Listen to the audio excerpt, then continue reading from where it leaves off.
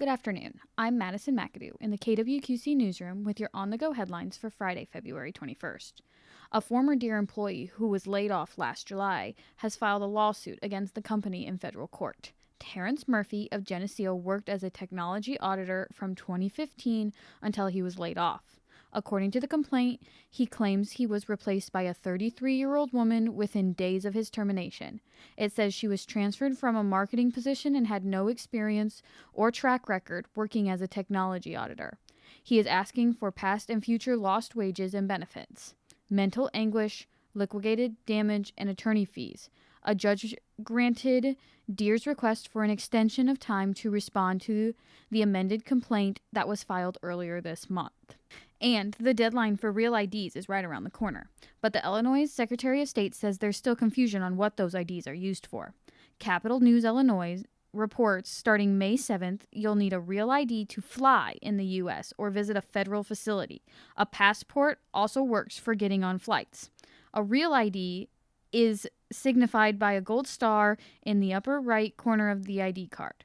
The Secretary of State says they are trying to ensure everyone knows you do not need a real ID for identification, proof of citizenship, or to drive a car. Real ID appointments can be made online at ilsos.gov, and new appointments are added daily. Then, looking ahead, the QC Empowerment Network invites the public to support Black-owned businesses during Black History Month at the 10th Annual QC Black Business Expo, happening this Saturday, February 22nd, from 1 p.m. until 4 p.m. at South Park Mall in Moline.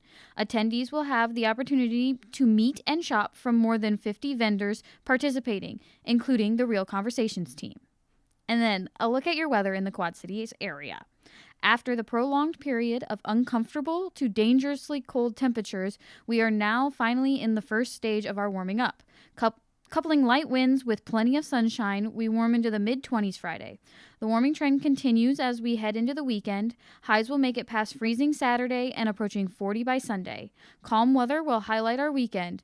By Monday, we will be approaching 50 degrees for many hometowns.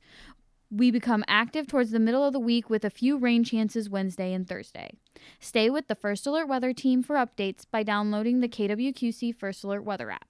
And that wraps up your on-the-go headlines for Friday, February 21st. In the KWQC newsroom, I'm Madison McAdoo.